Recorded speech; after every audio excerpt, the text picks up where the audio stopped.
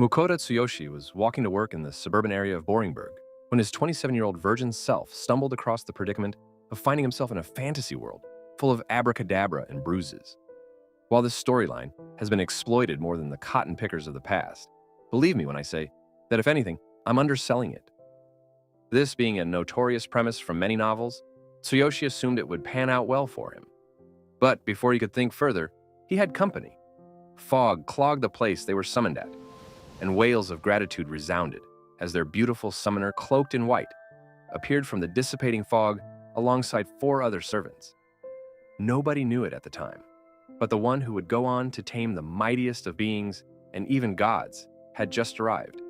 "Please save this kingdom of Rashir," was her desperate plea for the 3 mighty heroes from another world. But when the headcount brought along a 4th to their surprise, the identifier spell was employed to find the oddball. The 3 high school students with the jobs of warrior from another world happened to possess divine favors with unbeatable skills and magic, unlike any that the kingdom had ever seen. But when it came to the 4th, he was denoted with the derogatory job of peasant, summoned by mistake from another world, possessing the laughable skill of food menu, and that unlucky recipient was our Mukoda Tsuyoshi. Unable to agree on the best course of action, they went looking for help from the lord of the land. There sat the mighty king of the divided states of Obisica, Donald Plump, wheezing that because of the lack of proper fighting power of his kingdom, they have performed an ancient ritual to summon them. If anything, the request gained the suspicions of Tsuyoshi, because one good look at the luxury around them and the potato on the throne affirmed that this kingdom wasn't anything but a crisis for salads. What was the summoning? He knows not. Is here for the sake of the people? He knows not. Are they really trying to save their kingdom? Maybe not. Thinking a step ahead, Tsuyoshi concluded that they were being taken advantage of and pardoned himself as he cut off the king's benevolent speech. As someone who wasn't of the warrior class, Tsuyoshi suggested he be spared some money to move elsewhere and was immediately shown to the doors outside. The potato, being a plump, generous one, had him expunged with a small pouch, and within it rested the subtle jingle of golden coins. Ignorant of their worth, Tsuyoshi made his way down a fairly busy street as he eyes them, only to notice the lingering gaze of people and their muffled chatter behind his back. He halted in his tracks, debating why, and soon enough, his eyes fell upon his otherworldly attire. That didn't quite blend in. The peasant from another world would then make his way to the capital market and exchange a few of his shillings for a change of simple clothes.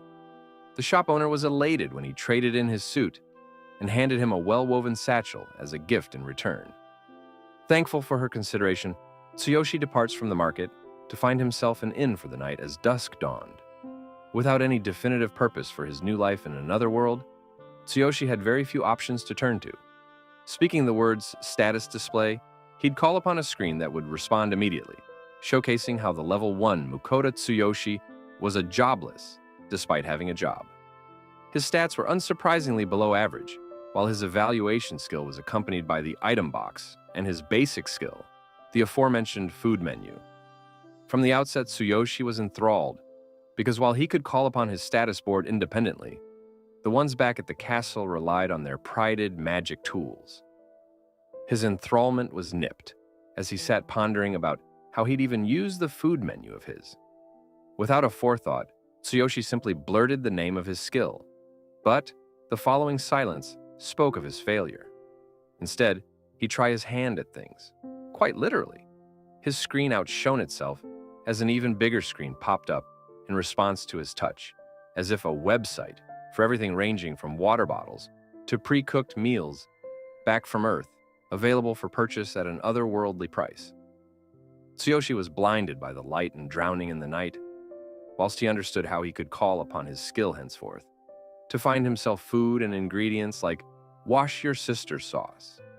He stumbled across a unit of sweet bread, priced at a nominal currency of the kingdom. Guided by his experience of online shopping, Tsuyoshi clicked the button denoted with the cart symbol, but with the notification of insufficient funds swarming his screen, he was left in dismay. A virtual deposit box floated below the notification bar, as the metaphysical layout of the screen confused Tsuyoshi. And as he tried inserting one of the gold coins into it, It passes through and disappears successfully. The deposit box beamed as the updated balance funded his order, the following light so darn bright that Tsuyoshi squints away. A gentle thud echoed as the light died down, leaving behind a delivery carton box appearing out of nowhere to Tsuyoshi's surprise. With practiced ease and curious fingers, he slid it open to find himself 2 units of sweetbread and a bottle of Poseidon's special juice.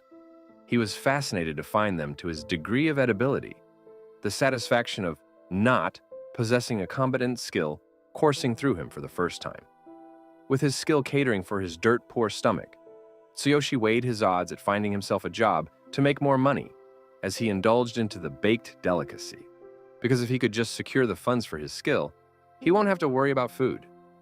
He didn't plan on garnering any attention either, so with the dawn of the next morning, an otherworldly specter named Tsuyoshi could be seen stalking the outskirts of the capital.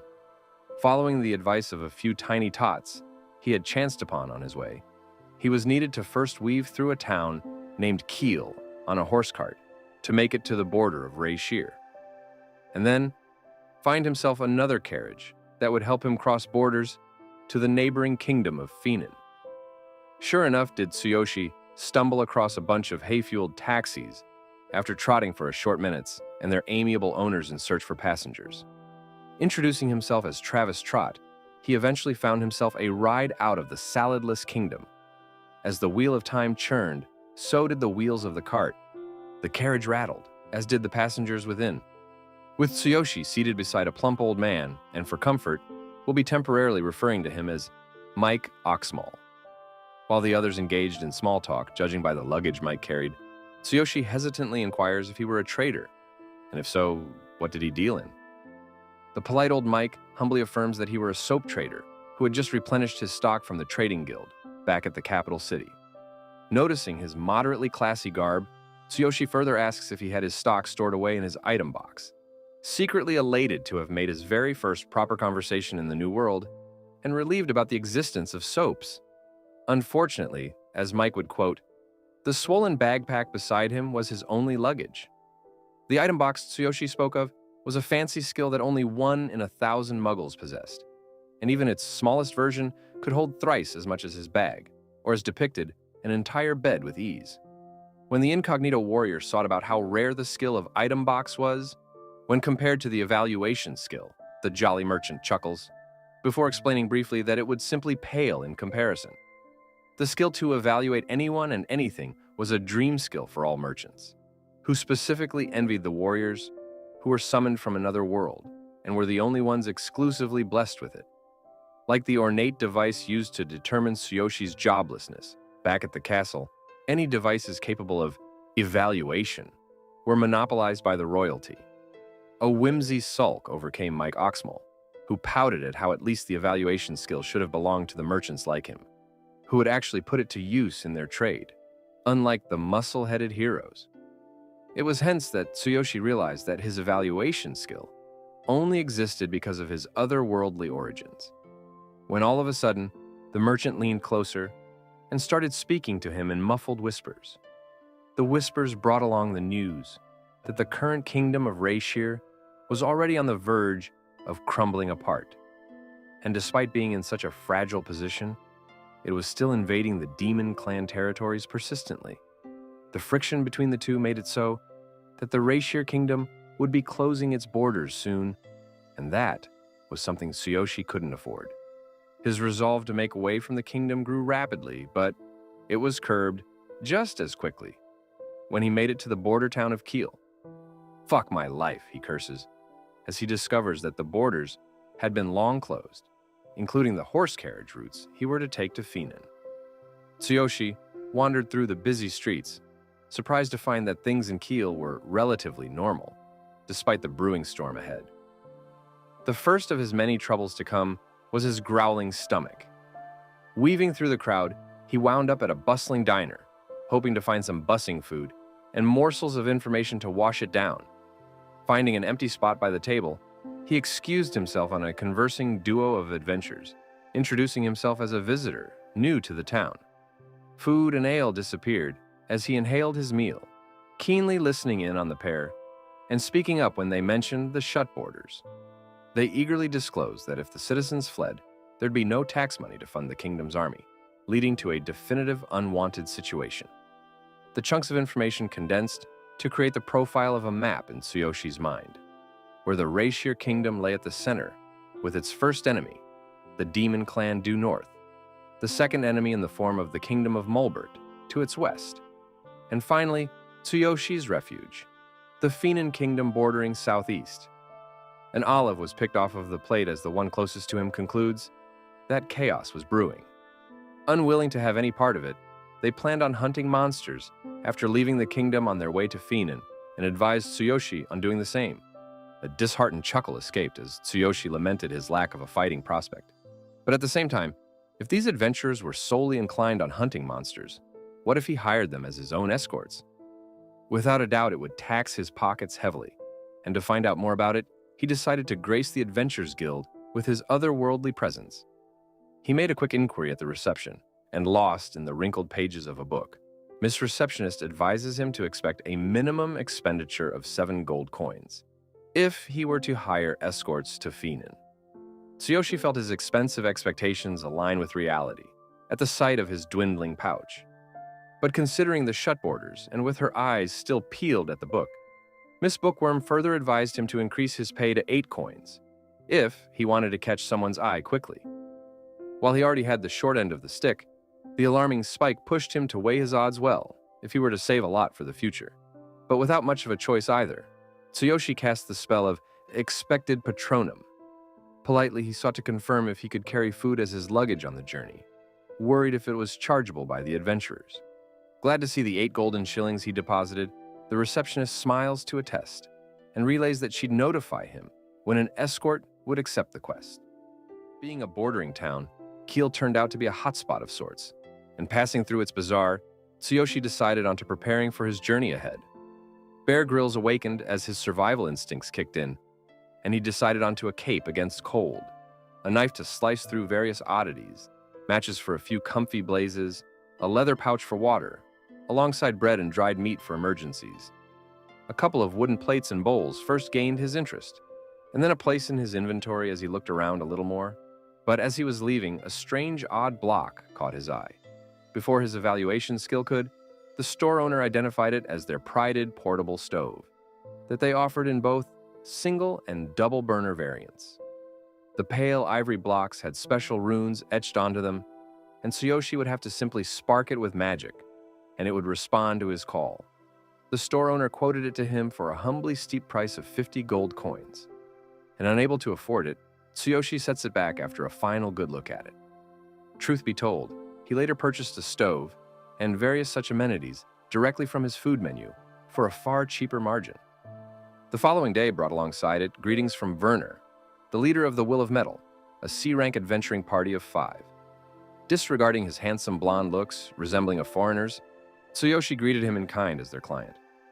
After almost crushing his frail hand during their handshake, Werner would then go on to introduce his team, including the black-haired sleek swordsman of a Vincent, cheerful red-haired scout named Rita, a Severus Snape-like inexpressive white-haired layman of a mage, and finally their well-endowed healer, Manga.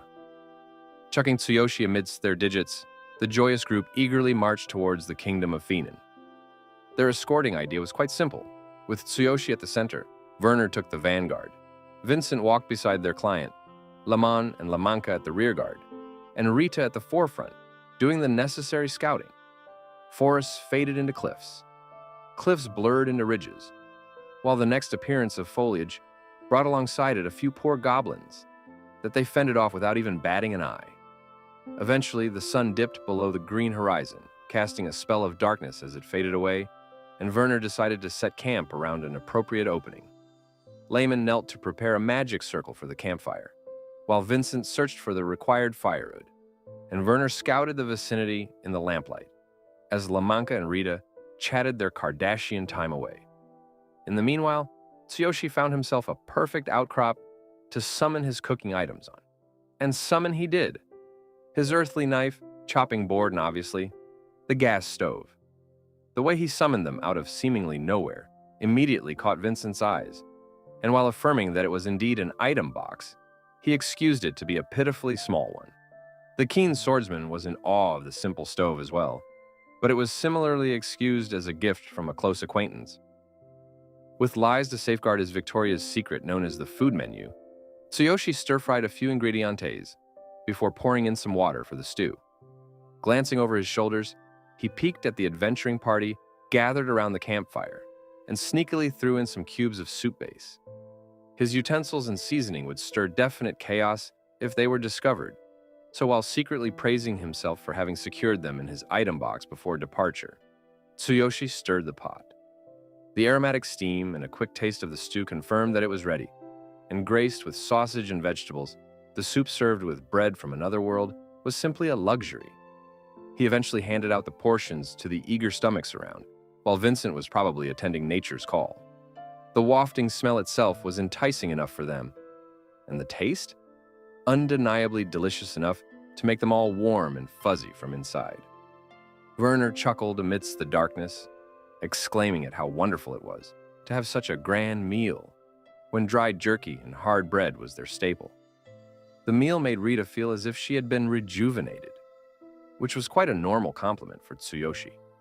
But when Manga exclaimed at how reinvigorating it was, Tsuyoshi's freight of thought halted at the station of, what? He was confused to say the least about how they could feel youthful and energetic when he hadn't even added any such ingredient.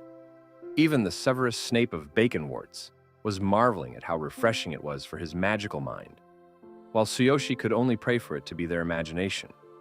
When push came to shove, he whispered evaluation under his breath, and out came Rita's evaluation, displaying her job, the related skills, and seemingly normal stats, but with added bonuses to stamina and magic. Bewildering the others, Tsuyoshi immediately spit out the soup he was about to swallow. As the concerned Vincent rushes to his side, he wiped his mouth with the back of his arm, excusing that he had choked on the soup, while silently debating what the strange increments in Rita's stats were. Scared about the ability of his food to buff others, he peeked at his flavorful creation and whispered evaluation yet again. Intangible screens popped up, displaying that while the soup base he had added temporarily increased one's stamina by 20%, his otherworldly sausage would permanently increase their magic by 2%. That's one hell of a sausage, I tell you. Logically speaking, while the food he made using the ingredients from his world were incredibly rewarding for others, for him, it were the ominous bells of hell. As an experienced corporate slave, Makoto Tsuyoshi had had his fair share of exploitations. He could already imagine either being captured by some notorious royal palace's kitchen, worked to the bones at the beck and call of a slaver's whip, or worse, being at the disposal of an otherworldly mafia. Fortunately, he had the evaluation skill to not only identify what weapon a person carried, but also the individual's status. Tsuyoshi couldn't afford being found out, much less if his mouth unhinged about it, of its own volition. Had they not been at war and the horse carriages trotting there regular, they would have already made it to Fenin within the past 5 days they had been adventuring for. They started climbing a rough patch to make it to Fenin's borders, which would take them around 2 to 3 days, and half more to find the nearest city, normally that is. It was when they breached another expanse of forest that Werner announces that their current location wasn't technically dangerous, but it wasn't safe either. He suggests they exercise caution, and caution they did exercise, when Tsuyoshi in turn asked them to help him hunt a wild boar, and their antics kicked in. Sure enough did the Will of Steel proceed to find themselves a huge red boar roaming the vicinity, and Vincent's swift blade helped fell it for their hungry stomachs. They skinned it and processed the thing with their experienced hands, storing the useful bits in Tsuyoshi's item box. Throughout their journey, they had gathered plenty of fangs, skins, anomalies from the thieving goblins, wolves, and similar other monsters. As for the excessive boar meat, they had to leave behind almost half of it. But of the hefty other half they hauled, Tsuyoshi decided it to be on their menu for the night. The earthling within couldn't bear being separated from his much-cherished stir-fried pork with ginger. With his keen eyes and hands, he set to curing the fatty chunk into slices before purchasing himself some vinegar from his food menu to help marinate the otherworldly pork. He tended to the vegetables while the former was set aside to tenderize. And when the long, thick, and juicy meat was done softening, it was time to cook. While that's exactly what she said, Tsuyoshi carefully stir-fried the pork strips in a deep cast iron pan, and voila. The piping hot and tender meat coated in ginger and vinegar, accompanied by some fresh bread and crisp cabbage, was more than enough to bend the will of steel. "Itadakimasu!" they said before digging in, and boy, did the ginger hit the spot. The immediate yet unprecedented burst of flavors in their mouth stirred their souls within, and even Tsuyoshi's cheeks reddened when the bountiful Lamanka praises the irresistible taste of his meat. Layman had taken a great liking towards the crisp, tender, yet flavorful raw cabbage, which complemented the meat perfectly. Bit by bit, they gobbled up all the umami-rich food, lost in the joy and mirth of the campfire, food, and beer. But far above them and in the bushes behind, lurked a predator unlike any other, its bloodthirsty snout smelling more than just prey this time. Its nimble steps barely made any noise against the grass as it closed in on the will of steel. Carried away by the chatter, Tsuyoshi was just about to exclaim at the wonderful cabbages he had procured earlier from the town when he noticed that one of the active forks passively collapsed onto the ground. Werner and Layman could barely even stutter as they called for Tsuyoshi, their arms feeble as they tried pointing behind him, fumbling a warning about something so sinister they couldn't even name. Craning his neck slowly, Mukoda Tsuyoshi would then turn around to chance upon his very first encounter with an actual monster. The terrifying figure of a giant wolf towered tall, cloaked in pale gray fur while its limbs were tinted crimson, and overcasting the entire party against the moonlit sky, a strange white star shape was etched on its forehead. Its palpable bloodlust seeped out as it snarled, speaking in a ferociously humane speech as the will of steel withered away, and Tsuyoshi sat bewildered as it demanded to eat with them. Neither of them could even move a muscle, the beast's cold aura freezing them in despair. Drawn by the aroma of the pork strips that had been emanating for a while now, the lord of the forest demanded a portion from the peasants. Complacent but scared, Tsuyoshi shivered as he pushed a plateful towards him, only for it to be snatched away by jagged teeth that missed his arms by a hair's breadth. The wolf's tongue greedily lapped the juices smeared around its snout, demanding for more. But as the cowering Werner would reveal, it was no wolf, but a Fenrir. Tsuyoshi silently debated whether the name was really that big of a deal, considering how even the C-ranked will of steel was frozen still. They were too close to their destination to have run out of luck, and Werner struggles to ask Tsuyoshi to serve the beast. But unfortunately, they had run out of stir-fry as well. Scared and afraid, he'd then go on to plead the Fenrir to wait whilst he'd prepare more. And still maintaining its unpredictable demeanor, the beast agreed to wait, but not for long. With no time to lose, and his death awaiting him in the form of a giant wolf, Tsuyoshi's hands blurred past as his hands worked the knife, pan, stove, and preparations all at once.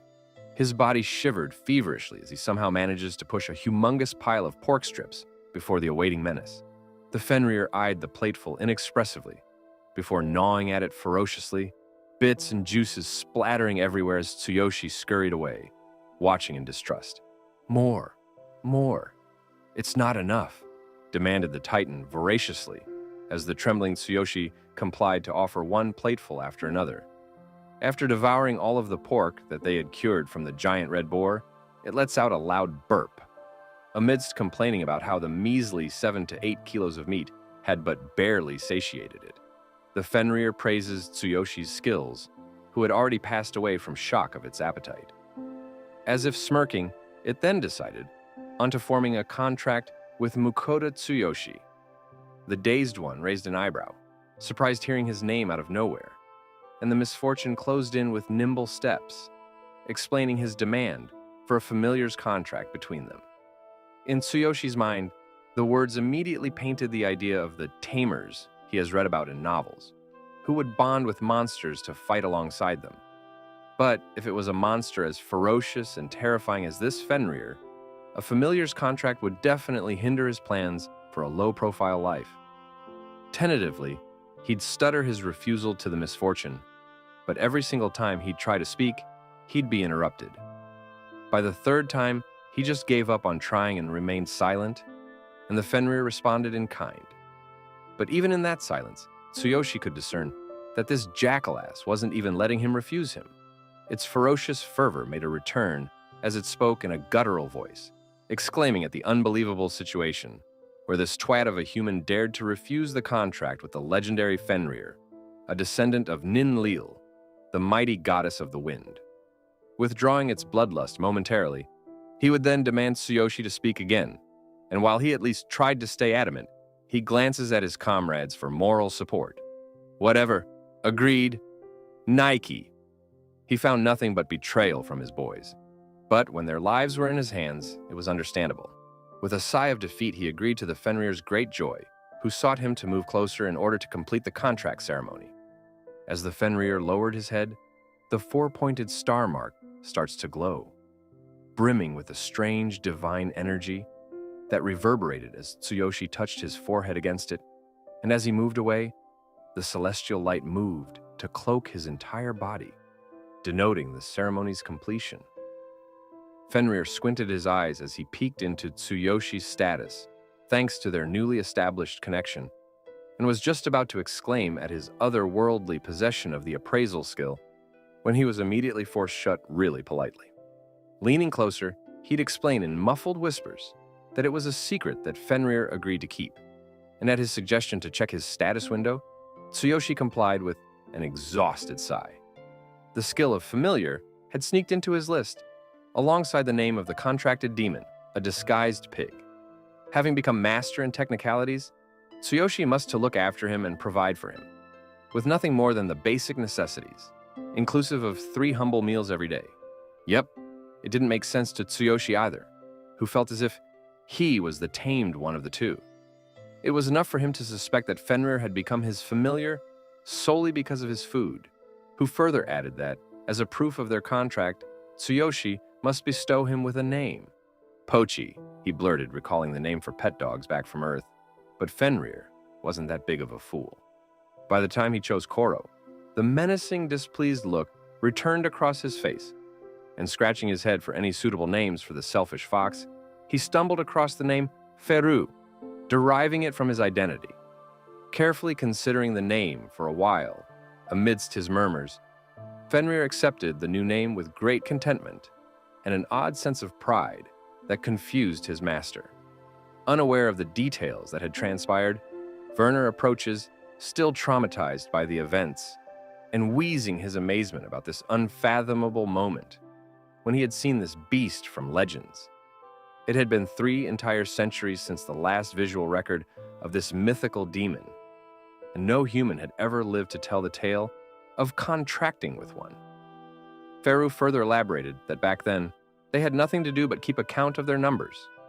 Since 7 few centuries ago, rarely had any made a pact with a human, while this particular pig in a wolf's clothing was just a 1,000-years-old ancient infant. With a grin, Feru exclaimed that if contracting with a human like Tsuyoshi would bring him such delicious meals, a few decades of servitude were barely concerning. Conclusively, Tsuyoshi's suspicion about this demon being in on it just for the food was proven correct. But was this demon any good? Only time would tell.